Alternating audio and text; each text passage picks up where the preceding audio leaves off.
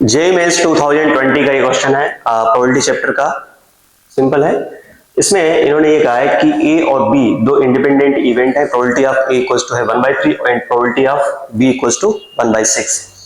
तो इनमें से कौन सा ऑप्शन सही होगा ये बताना है। इसके लिए अपने को ऑप्शन ही चेक करने पड़ेंगे। अगर हम देखें फर्स्ट की बात करें तो फर्स्ट चेक कर लेते हैं। जैसे ये लिखा है probability of A by B equals to ये हो जाएगा probability of A intersection B और डिवाइडेड बाई ये हो जाएगा प्रोबेबिलिटी ऑफ बी आ जाएगा। अच्छा, यहाँ पर ए और बी इवेंट कैसी है? इंडिपेंडेंट है। तो इंडिपेंडेंट इवेंट के लिए क्या हो जाएगा? यहाँ पर probability of A intersection B equals to हो जाएगा probability of A into probability of B, ऐसे आ जाएगा।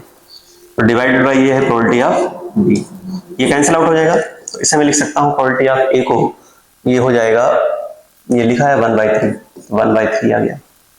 तो पहला ऑप्शन तो गलत हो गया। दूसरे की बात कर लेते हैं। ये लिखा है probability of A by A union B.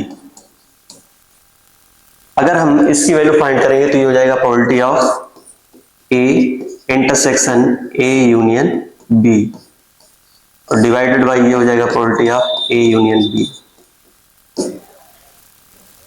अगर हम ए यूनियन बी लें और उसका ए के साथ इंटरसेक्शन लें तो ऑब्वियस सी बात ए ही आ जाएगा। तो ये आ जाएगा ऊपर प्रोबेबिलिटी ऑफ ए और यहां पर probability of A union B को मैं लिख सकता हूं probability of A plus probability of B और minus probability of A intersection B. Probability of A को मैं लिख सकता हूं यहां पर 1/3 और प्रोबेबिलिटी ऑफ बी 2/3 है, सॉरी 1/6 है, ये हो जाएगा 1/6 और minus probability of A intersection B. तो ये इंडिपेंडेंट इवेंट है तो ये हो जाएगा 1/3 और इनटू हो जाएगा 1/6। ठीक है, इसे सिंप्लीफाई कर लेते हैं यहां पर। तो 1/3 से यहां से कैंसिल आउट कर देते हैं, यहां पर 1/2 बचेगा, ये भी कैंसिल आउट हो जाएगा। तो ये हो जाएगा 1 डिवाइडेड बाई 1 प्लस ये हो जाएगा 1/2 और माइनस 1/6 आ जाएगा। इसमें ऊपर नीचे इसे सिंप्लीफाई कर लो, यहां पर कितना हो जाएगा 6 डिवाइडेड बाई यहां पर होगा 6 प्लस 3 और माइनस 1, तो ये हो जाएगा 6 बाई और ये हो जाएगा 8, तो 3/4 आ जाएगी। तो सेकंड ऑप्शन भी ये गलत हो गया।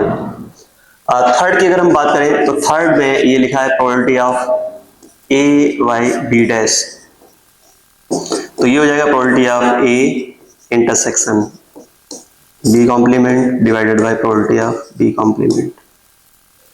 अब देखो, अगर इवेंट ए और बी अगर इंडिपेंडेंट है तो इवेंट ए और बी कॉम्प्लीमेंट भी इंडिपेंडेंट होगी। तो इसे मैं लिख सकता हूं, ये हो जाएगा probability of A into probability of B complement divided by probability of B complement. तो जब इसे सिंप्लीफाई करूं तो यहाँ प्रोबेबिलिटी ऑफ ए ही आ जाएगा। प्रोबेबिलिटी ऑफ ए कितनी है 1/3, तो ये ऑप्शन तो सही हो गया। ऐसे अगर हम चेक करना चाहें तो हम फोर्थ को भी चेक कर सकते हैं। वैसे सिंगल करेक्ट है तो एक ऑप्शन मिल गया, तो आगे सॉल्व करने की जरूरत नहीं है। फिलहाल में अगर फोर्थ को देखना चाहो तो आप देख सकते हो, ये हो जाएगा probability of A complement divided by B complement. इसे मैं लिख सकता हूं, यहाँ पर हो जाएगा probability of A complement intersection B complement और डिवाइडेड बाय ये हो जाएगा प्रोबेबिलिटी ऑफ बी कॉम्प्लीमेंट।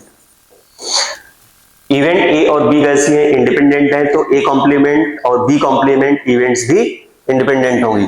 तो इसे मैं लिख सकता हूं probability of A complement into probability of B complement और divided by probability of B complement. तो प्रोबेबिलिटी ऑफ ए कॉम्प्लीमेंट आ गई है। प्रोबेबिलिटी ऑफ ए कॉम्प्लीमेंट कितनी है?